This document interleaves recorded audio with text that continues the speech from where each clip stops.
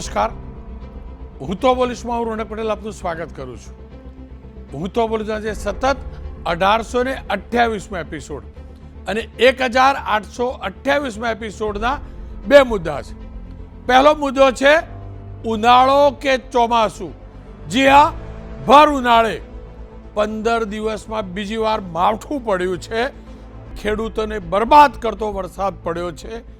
ક્યાં કયા પ્રકારનો વરસાદ પડ્યો, હવે કેવો વરસાદ પડશે, હવામાન વિભાગ શું આગાહી કરે છે, અંબાલાલ કાકાની શું આગાહી છે, વિસ્તારથી જાણવું અને સમજવું છે.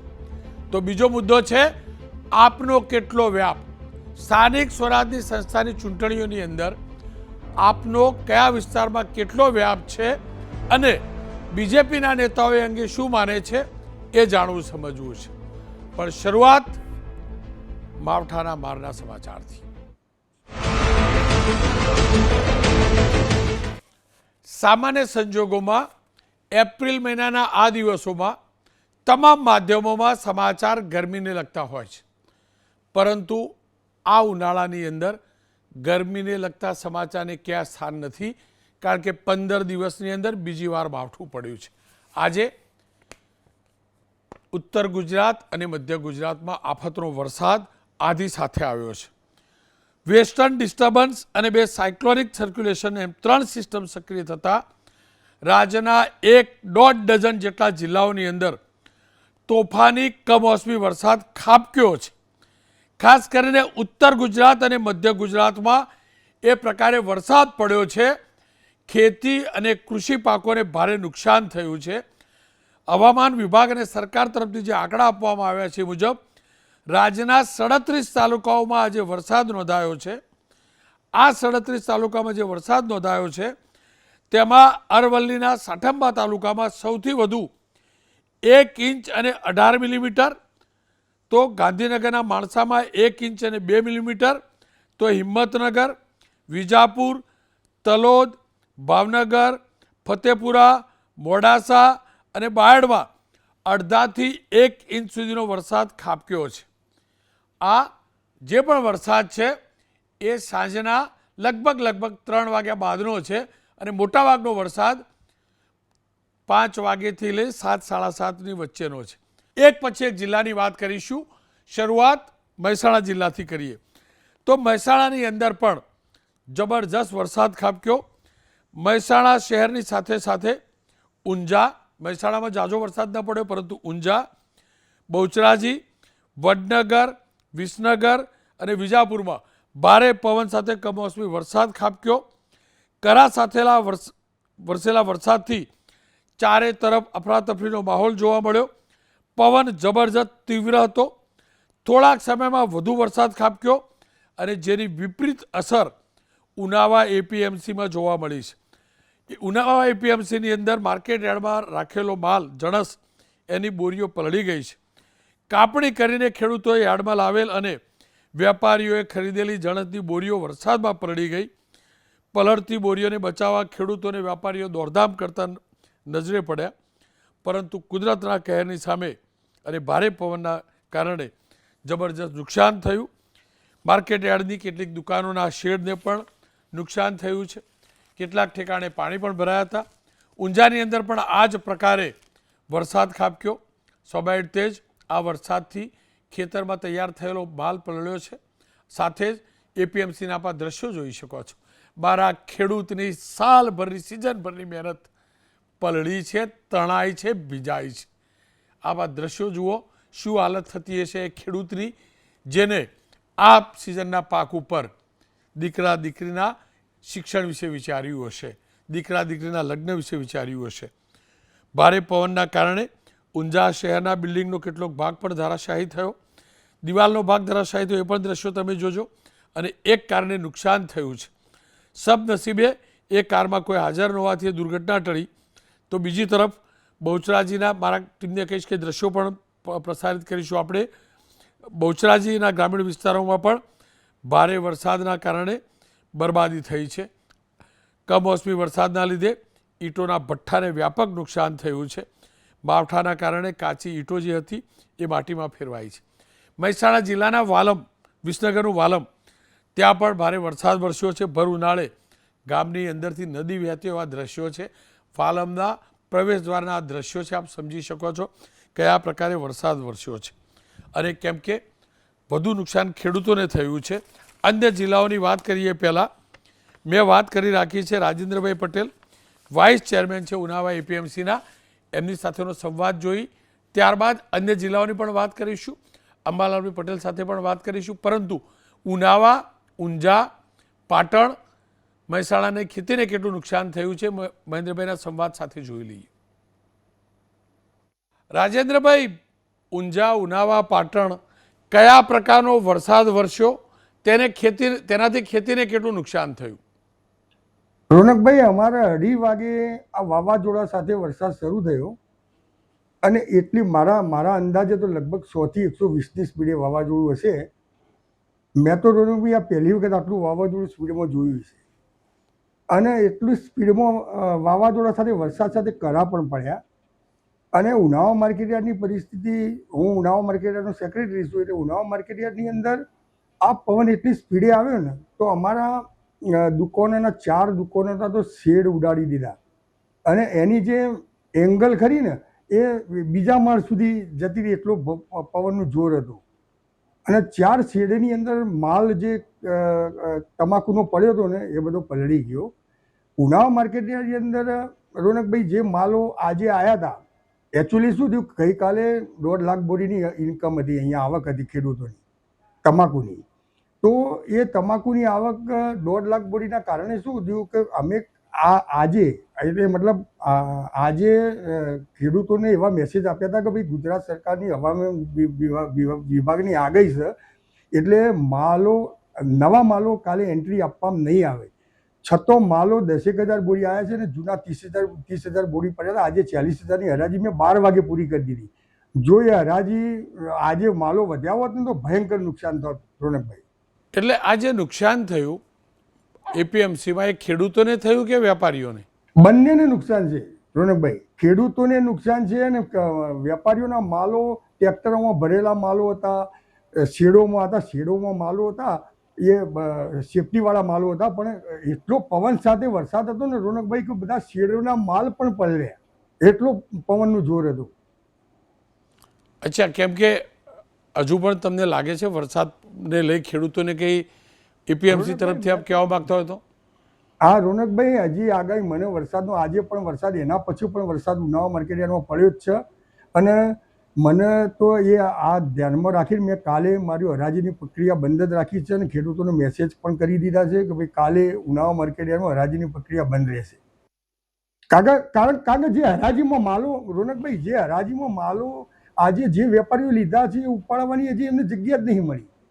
એક અંતિમ સવાલ, કેમ કે છેલ્લા વર્ષોથી આપણે જોઈએ છીએ વરસાદની પેટર્ન બદલાય છે, તૈયાર માલ પલળી જાય છે, ધોવાઈ જાય છે, ખેતરોની અંદર પણ પાણી ભરાઈ જાય છે.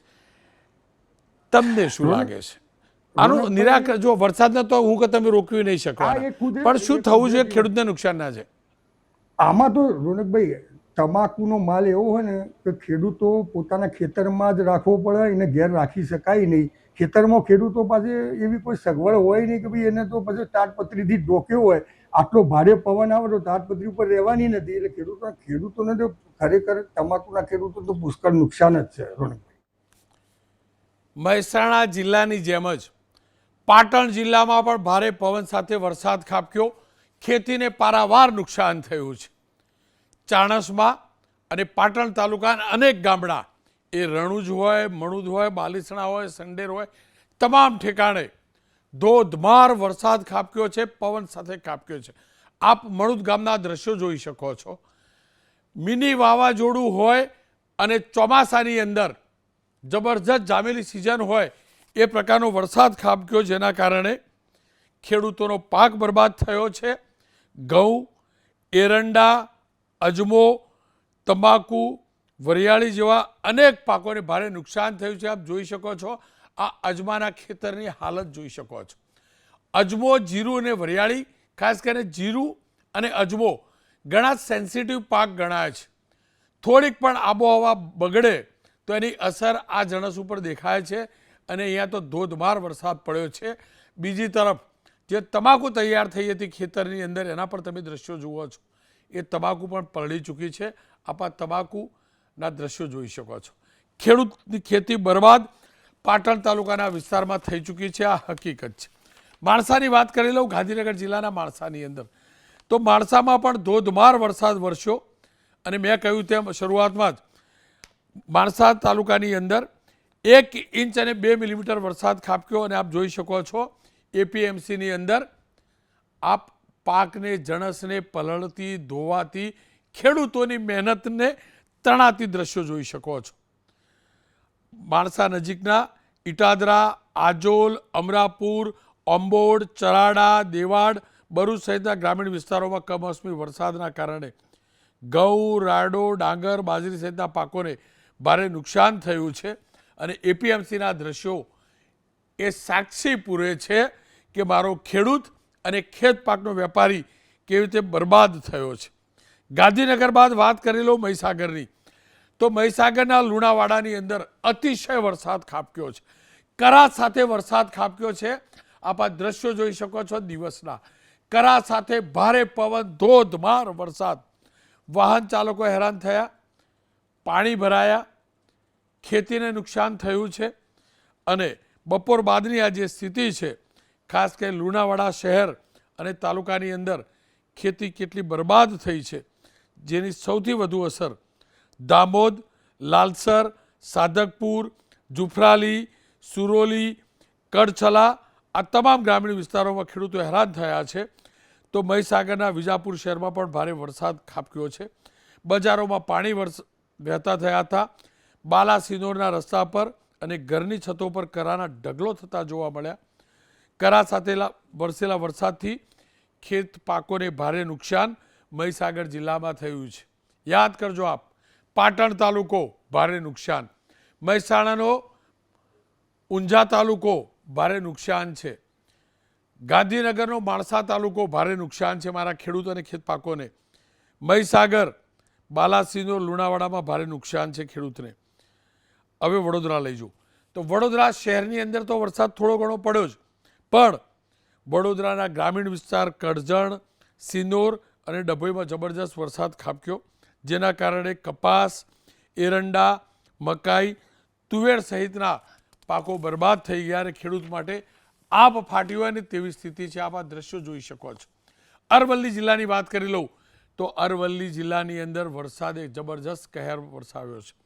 મોડાસા શહેરના જિલ્લા સેવા સદન, પલેટ ચોકડી સહિતના વિસ્તારોમાં જબરજસ્ત વરસાદ જોવા મળ્યો. ટિન્ટોઈ, દધાલિયા, ઉમેદપુર, જીવનપુર, ઇસરોલ જેવા ગ્રામીણ વિસ્તારોમાં પણ વરસાદ ખાબક્યો.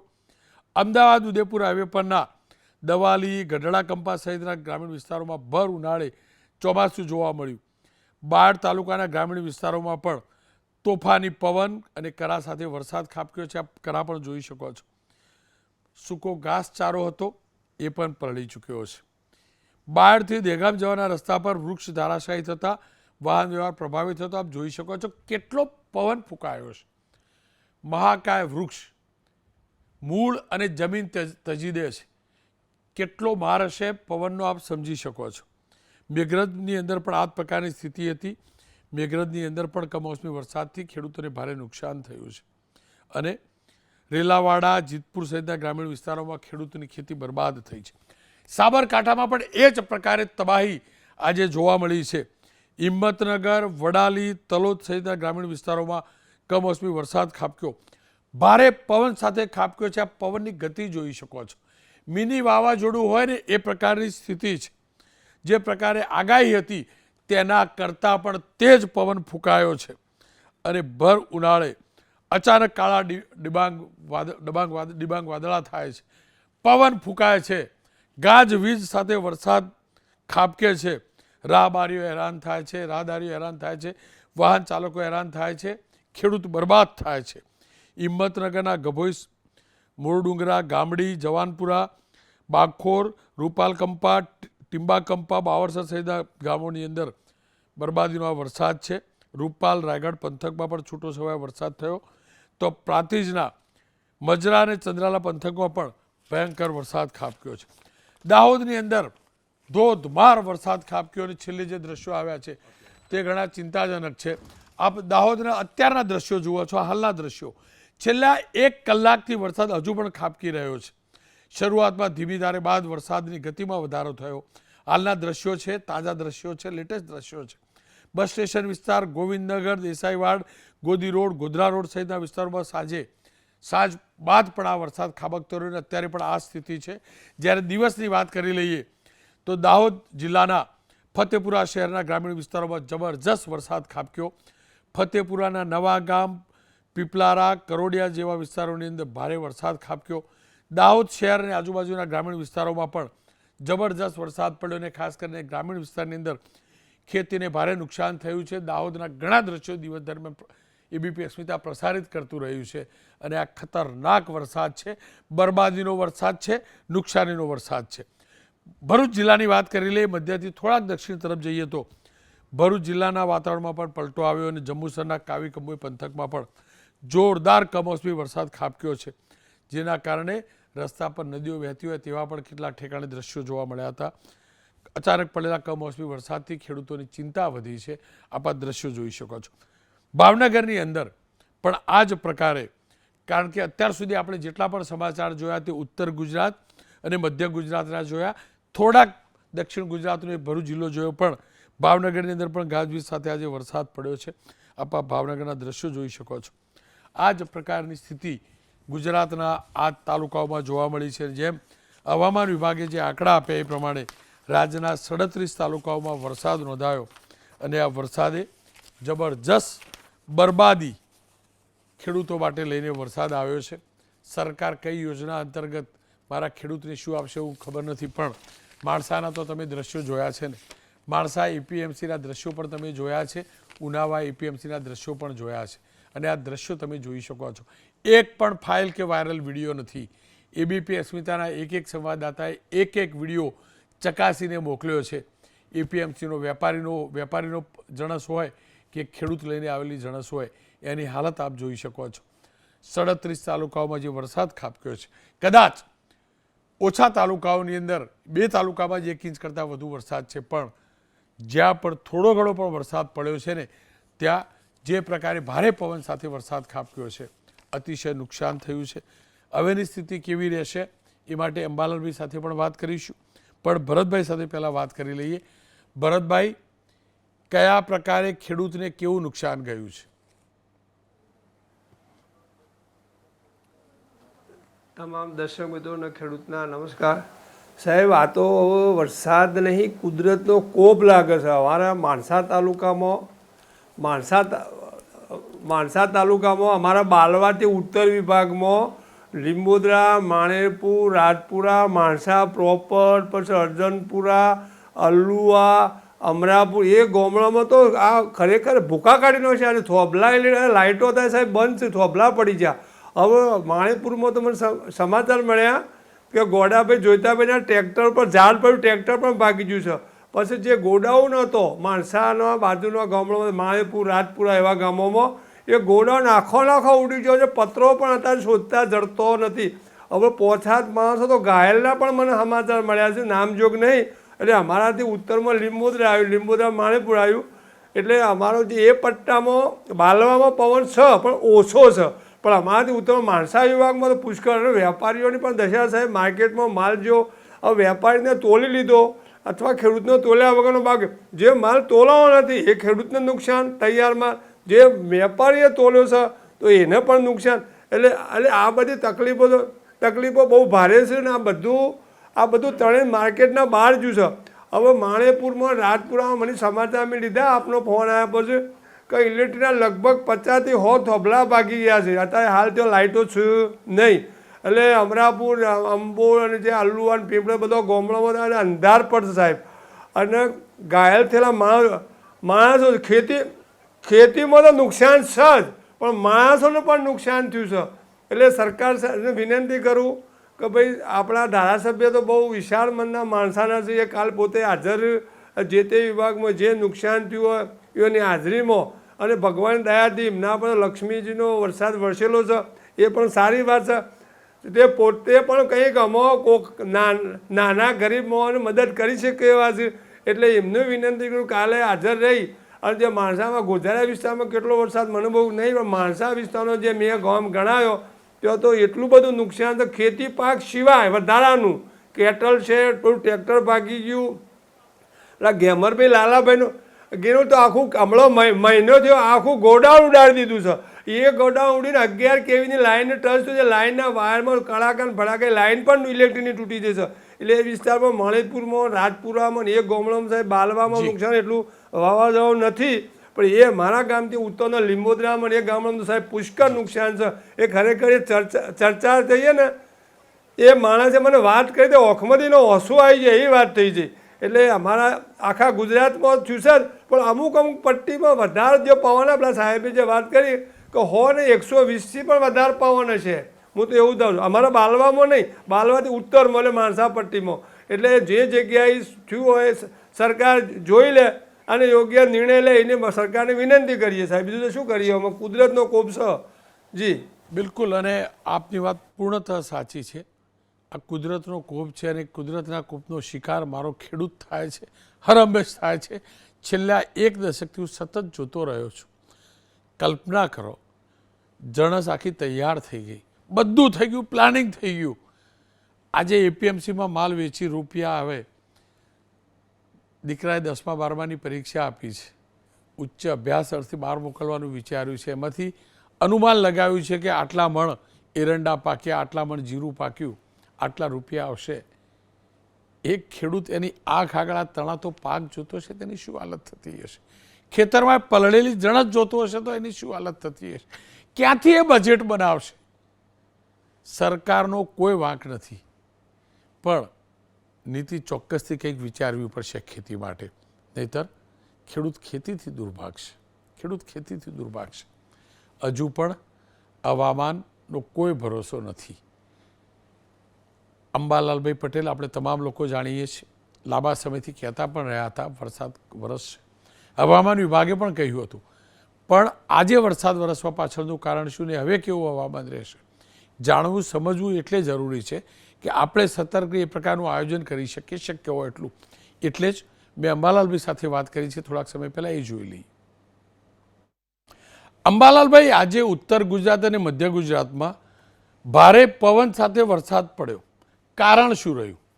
મુખ્ય કારણ એ છે કે અત્યારે દરિયામાં ખંભાતની ખાડી થઈને ભેજ આવતો હતો. ઉપરાંત સાયક્લોનિક સર્ક્યુલેશન 0.9 કિલોમીટરના ઉપર રાજસ્થાનથી નજીકમાં હતું. પરંતુ અત્યારે પશ્ચિમી વિક્ષોભ દેશના ઉત્તરીય પર્વતીય પ્રદેશોમાં આવવા જોઈએ તેના બદલે નીચલા લેવલ ઉપર આવી રહ્યા છે. કેટલાક જાણા અજાણા બળોના કારણે આવી રહ્યા છે. અને આ જે પશ્ચિમ વિક્ષોભ છે એ પહેલાં નબળાવ્યા, હવે લગભગ 6-8 અરબ સાગરનો ભેજ સાયક્લોનિક સર્ક્યુલેશન નજીકમાં બને છે, ત્યાં ભેજ ખેંચાય છે અને અરબ સાગરનો ભેજ પણ હવે ધીરે ધીરે ખેંચાય છે. એટલે એનું મુખ્ય કારણ છે પશ્ચિમી વિક્ષોભ નીચલા સ્તરે આવ્યા, જેટ ધારાનો કંઈક સપોર્ટ મળે અને સાયક્લોનિક સર્ક્યુલેશન પણ દરિયા રાજસ્થાનના આજુબાજુના ભાગોમાં થાય છે, તે મુખ્ય કારણ છે. અંબાલાલભાઈ, આજ રાતથી એના પછીથી વરસાદની અને પવનની સ્થિતિ શું રહેશે ગુજરાતને લઈને વાત કરીએ તો? હમણાં પવનની ગતિ વધારે રહેશે. કોઈ ભાગમાં 35 થી 40 કિલોમીટર આંચકાના પવન ફૂંકાવાની શક્યતા રહેશે.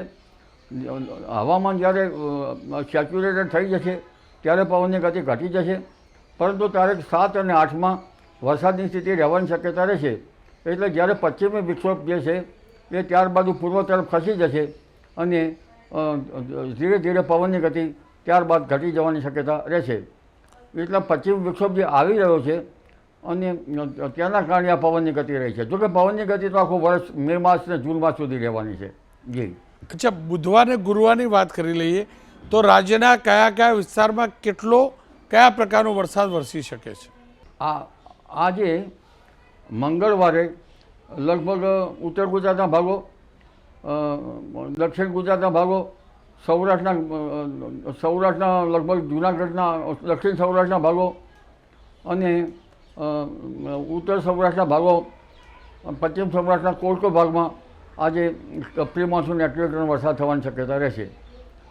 તારીખ 7 ને 8 એટલે મંગળ ને બુધમાં આ વરસાદ વધુ થવાની શક્યતા રહેશે. ગુરુવારે વરસાદની શક્યતા ઘણી ઘટી જશે અને કોઈ જબરદસ્ત કોઈ ભાગમાં જ વરસાદ થવાની શક્યતા રહેશે. એટલે લગભગ આજ અને કાલમાં આ પવનની ગતિ સાથે આ વરસાદ થવાની શક્યતા લગભગ ગુજરાતના મહદ ભાગોમાં રહેશે. જોકે દેશના ઉત્તરીય પર્વતીય પ્રદેશોમાં તો ભારે ગર્જના સાથે અને પવનની સ્પીડ ત્યાં 50 થી 60 કિલોમીટરની છે, જેને રાજસ્થાનના સંલગ્ન ભાગોમાં ત્યાંની અસર અહીં વર્તાઈ શકે છે. એટલે આ પવનની ગતિ રહેશે. પણ પશ્ચિમ વિક્ષોભની અવધિ લગભગ 3 કે 4 દિવસની હોય છે. એટલે ત્યારબાદ એ પશ્ચિમથી પૂર્વ તરફ ખસી જતો હોય છે. એટલે તારીખ 7-8માં આની ગતિ વધારે રહેશે અને 9મી તારીખથી તો જબરદસ્ત કોઈક ભાગમાં જ રહેવાની શક્યતા રહેશે. જી, કેમ કે કાલે બુધવાર છે, પછી ગુરુવાર છે, પરમ દિવસ. ખાસ કરીને કચ્છ, સૌરાષ્ટ્ર અને દક્ષિણ ગુજરાતની અંદર વલસાડ ડિસ્ટ્રિક્ટ જ્યાં કેરીનો પાક વધુ થાય છે અને ખેડૂતોને સવિશેષ ચિંતા હશે. શું આવતીકાલે બુધવારે કચ્છ, સૌરાષ્ટ્ર અને વલસાડ પૂરતી વાત કરીએ ત્યાં વરસાદની કોઈ આશંકા છે, આગાહી છે? હજુ લગભગ ભેજ હશે, ત્યાં સ્થાનિક ભેજ, ત્યાં વરસાદ થઈ શકે સૌરાષ્ટ્રના કોઈ ભાગમાં, કારણ અરબ સાગરનો ભેજ આવી રહ્યો છે એટલે. પરંતુ ધીરે ધીરે પછી આ વરસાદ જે છે એ આવતીકાલથી પૂર્વ તરફ ખસી જશે.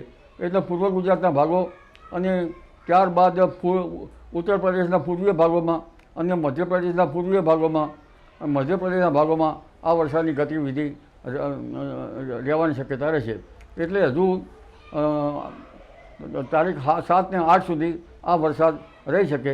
9મી તારીખ પછી આ વરસાદનું પ્રમાણ ઘટી શકે. જી, એક અંતિમ સવાલ, કેમ કે આ માવઠાનો બીજો રાઉન્ડ છે ઉનાળાની સિઝનમાં, હવે પછી ત્રીજો રાઉન્ડ આવી શકે છે. ચિંતા એટલે છે કે ખેડૂતો સુધી એ જ્ઞાન પહોંચે, એ જાણકારી પહોંચે અને ખેડૂતને તકલીફ પડે છે, હકીકત છે, એટલે પૂછું છું. હવે એક નબળો પશ્ચિમ વિક્ષોભ જે મજબૂત નથી એ લગભગ 11મી તારીખ આસપાસ આવવાની શક્યતા રહેશે અને એ ત્યારબાદ પણ પશ્ચિમ વિક્ષોભ આવશે. લગભગ એપ્રિલમાં હજુ 5 થી 6 પશ્ચિમ વિક્ષોભ આવવાની શક્યતા રહેશે. ત્યારબાદ તારીખ 16ની આસપાસ પશ્ચિમ વિક્ષોભ આવશે. જે પશ્ચિમ વિક્ષોભ પૂર્વ ભારતના ઘણા ભાગોમાં પ્રી મોન્સૂન એક્ટિવિટીનો વરસાદ કરી શકે છે. પરંતુ ઉલ્લેખનીય છે કે આ માસના અંતમાંથી તારીખ 28ની આસપાસથી મેની શરૂઆત સુધીમાં એક મજબૂત પશ્ચિમ વિક્ષોભ આવવાની શક્યતા રહેશે, જેના કારણે ઉત્તર ભારત સહિત ગુજરાતના ઘણા ભાગોમાં ફરી પ્રી મોન્સૂન એક્ટિવિટીનો વરસાદ આવવાની શક્યતા રહેશે અને પવનની ગતિ પણ વધારે રહેશે. પવનની ગતિ મે માસમાં તો 11 થી 20 મેમાં તો વધારે રહી શકવાની શક્યતા રહેશે, કારણ કે ત્યારે આરબ કન્ટ્રીની. હવે સાંભળી લઈએ સરકારી હવામાન વિભાગે કાલ અને પછીના દિવસો માટે કયા પ્રકારની આગાહી વ્યક્ત કરી છે.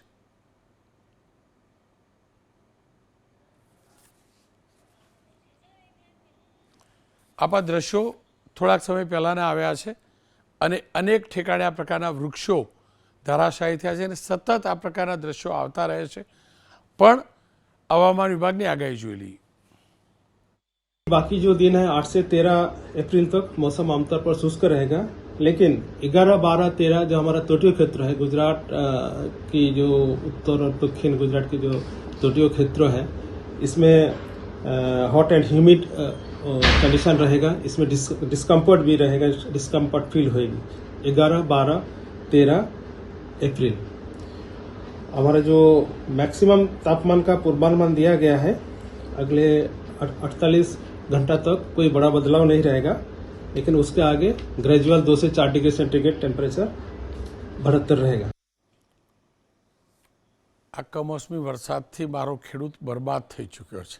આ સિઝનમાં બીજી વાર આ કમોસમી વરસાદ ખાબક્યો છે અને કમસે કમ અંબાલાલભાઈ પટેલની આગાહીને સાચી માનીએ તો હજુ પણ કમોસમી વરસાદના 1-2 રાઉન્ડ આવી શકે એમ છે.